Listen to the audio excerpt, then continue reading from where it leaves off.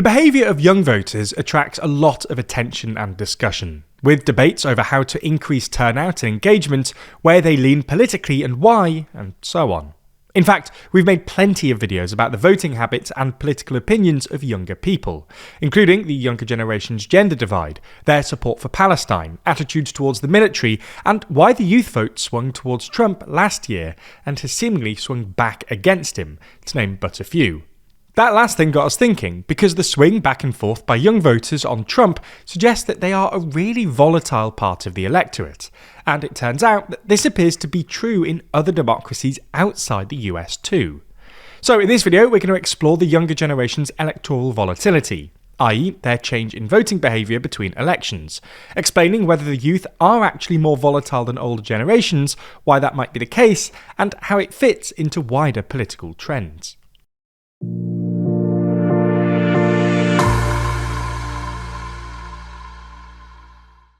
If you love staying informed and want some of the best reporting on YouTube, then subscribe and ring the bell for more.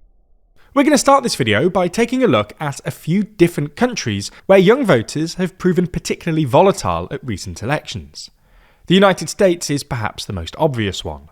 Young people have been a key part of the Democratic Party's voter base for a while now. However, in 2024, Kamala Harris's advantage among voters born in the 1990s and 2000s was far smaller than both Biden's and Clinton's in 2020 and 2016.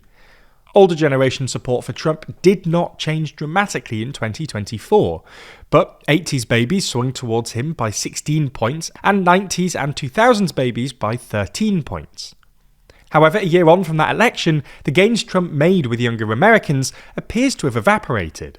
Trump's approval ratings have fallen fastest among 18 to 29-year-olds, according to YouGov, and at last week's off-year US elections, young voters appeared to snap back to the Democrats. In Virginia, for instance, 18 to 29-year-olds saw a 22-point shift towards the Democrats, larger than any other age group. We can see evidence of electoral volatility among younger people in other countries too.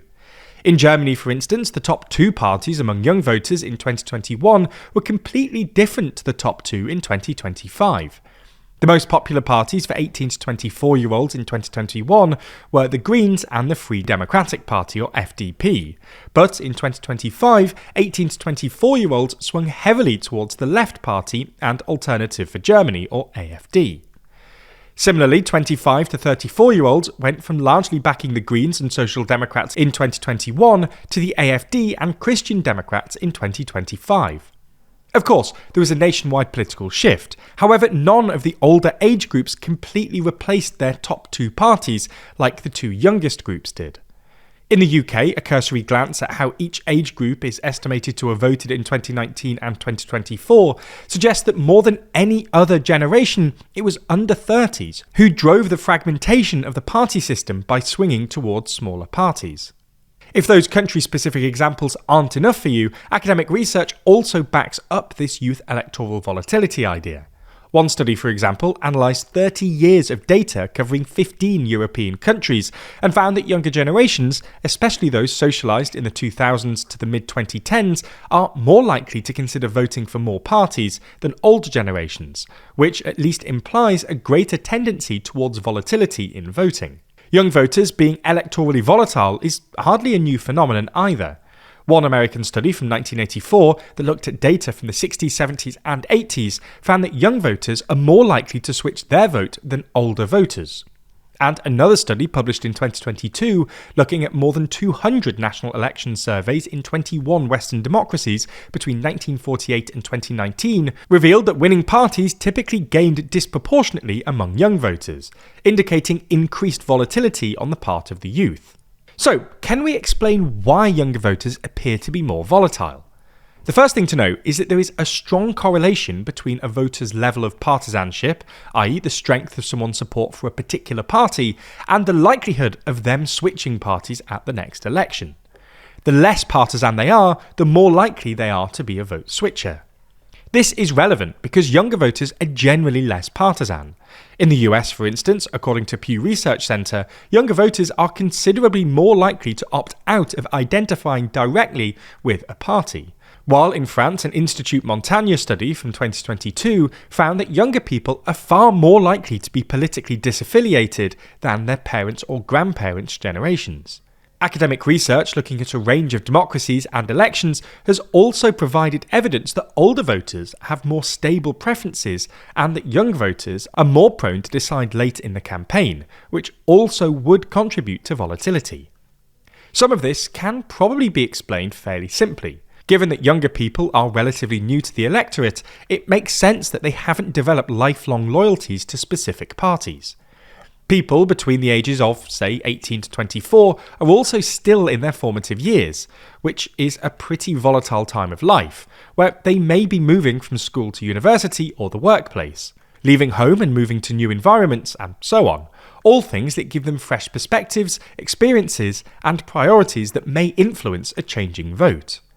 Building on this, with relatively less party political loyalty, younger voters may therefore be disproportionately more likely than older ones to shift their vote as a result of shocks, be they financial, geopolitical, social, and so on, to which they may be more vulnerable.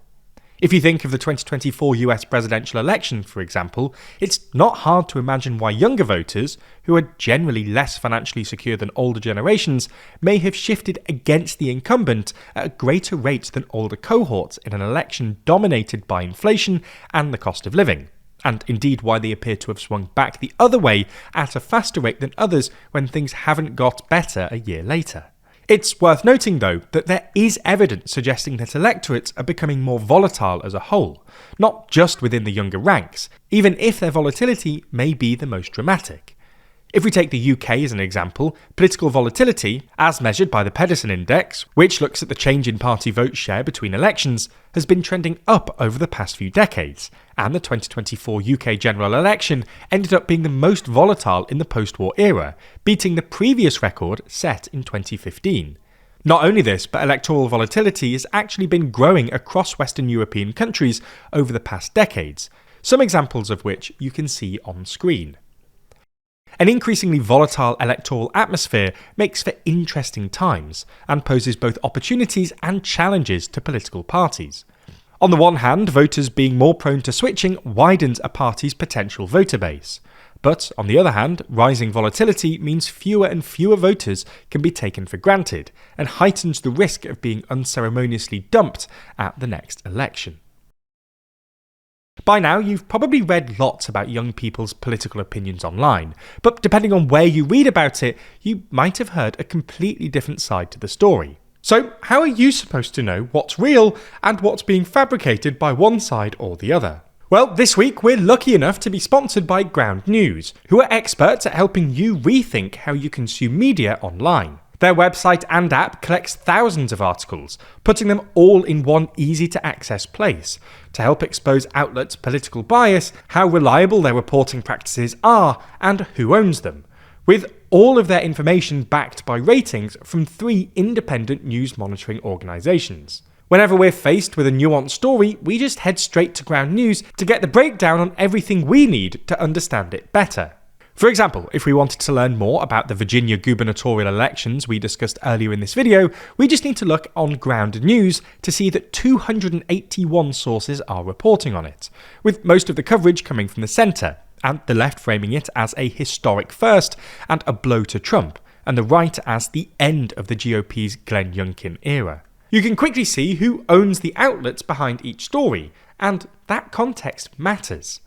Once you start noticing how independent sources frame stories differently than massive conglomerates, it changes how you read the news. We've even used it to filter out corporate-owned media when we want a wider mix of voices, or hone in on the highest-rated factual outlets. It's one of the few tools that actually lets you shape your media diet, not the algorithm. You know that it's no secret just how much we appreciate Ground News. Having such an incredible tool to help us stay fully informed and aware of political bias is a game changer in today's media landscape.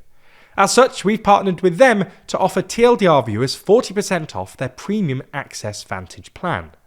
All you have to do is subscribe through the link in the description, go to ground.news/TLDR or scan the QR code on screen, and you'll be supporting an independent news platform working to make the media landscape more transparent.